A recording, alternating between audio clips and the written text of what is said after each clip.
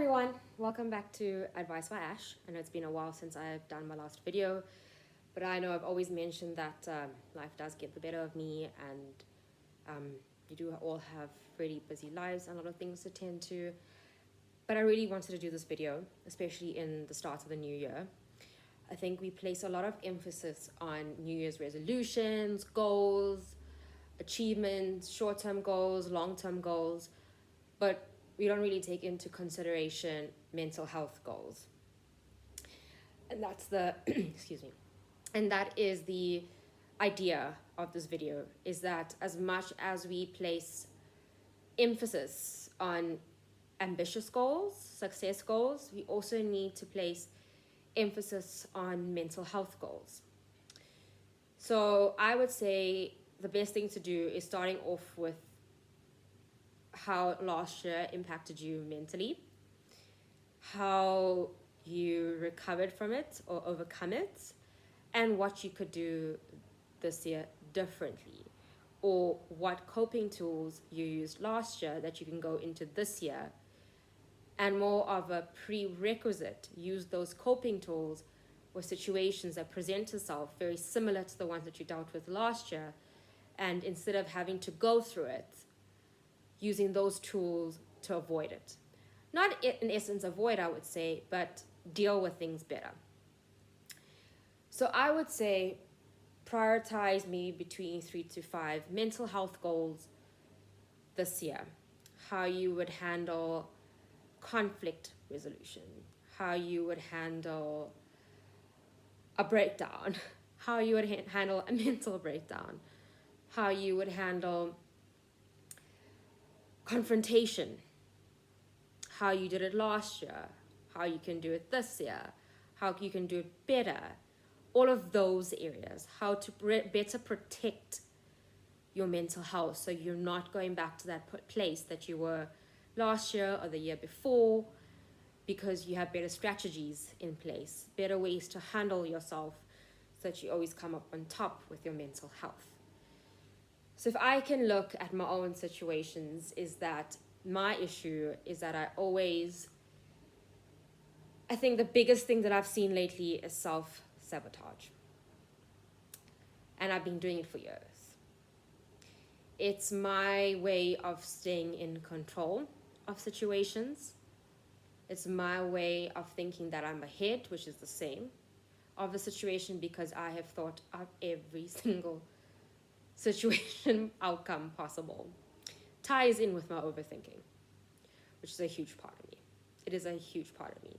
But it does tie into a lot of my own trauma, my own experiences, my own situations that I've dealt with poorly before.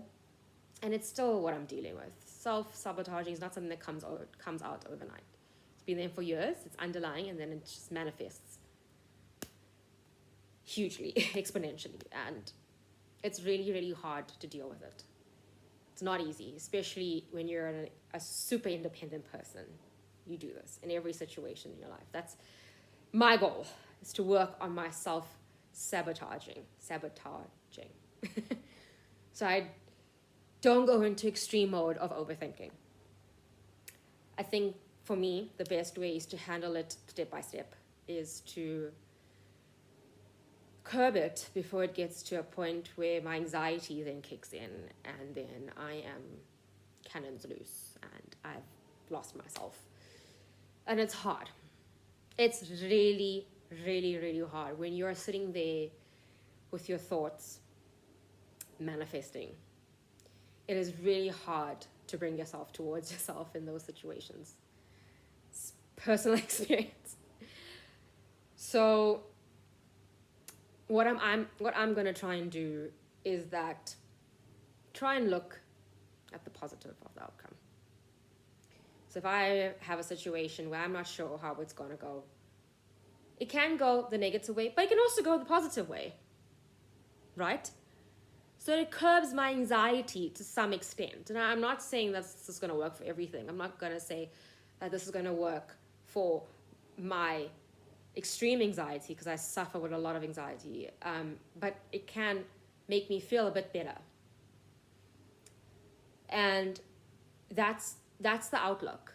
that is the way to work on the bigger problems, is to start small.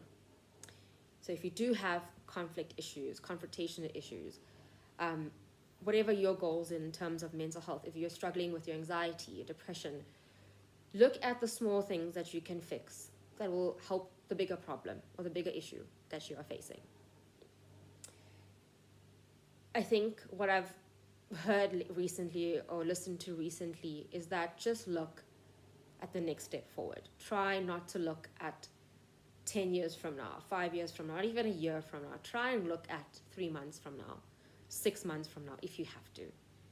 Because I think what we try and do, especially people who are like myself, super independent, and success is what drives us, ambition is what drives us, motivation is what drives us, and pressure, pushing ourselves beyond our measure. And that goal of where we want to be can really, really tie in with your anxiety, and can really, really tie in with a lot of the self-sabotaging. And I think taking it back to just working on the next step, rather than looking at 10 years from now, is what I'm going to try and do. I'm not saying this is going to work for everybody. I don't know. But what I'm going to try and do. But the best thing is to do is to look at maybe 3 to 5 mental health areas that you have struggled with recently, and try and put it in perspective of how you're going to overcome it with short term, and then medium term, and then long term goals. Because in my opinion, how are we going to reach our full potential if we are really struggling mentally of where you are currently? If you are not in the best position in terms of energy, in terms of happiness within yourself, how are you going to reach your full potential? We do not understand the severity of what mental health can do to you. Like even this video, as a huge part of me, making my videos is a huge part of me, but my mental health gets in the way. It really gets in the way. When I'm not in a good place, I don't want to do it. I don't want to make it. Because I always want to be the best possible person that I can be when I'm doing anything. I like to be a perfectionist. I like to put my best foot forward for everything. And if I'm not in the best place, how can I influence others to be in their best place? And sometimes that can be seen that, okay, show us that as well. But it's my own time, and I'm always honest in the sense that I was struggling, or I've been busy, or trying to manage everything, get into routine, and I'm always honest about that. And I think what we do not realize, or people in a place of influence do not post or do not show that vulnerability, and that is what's relatable, is that vulnerability. And that's what I do want to show everyone. Sometimes it's just hard to put your face in front of a camera when you're in an emotional state. But if it helps to reach whoever I need to, I will do that.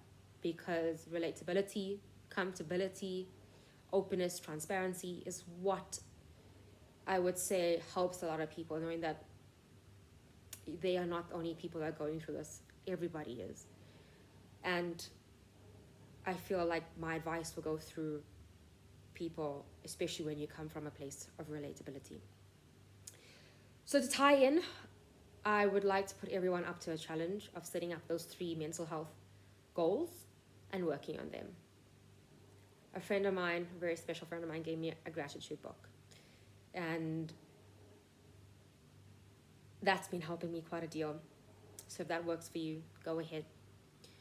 But like I always say, if there's ever anything that you would like me to talk about, if you need any personal advice, hit me up on my Gmail account. It's aashiquidmakan@gmail.com. Please follow me at aashiqui_unraveled. Pop me a DM if you need any advice or anything. Always willing to help, but always remember my catchphrase: stay smart, stay sexy, stay successful, and stay strong.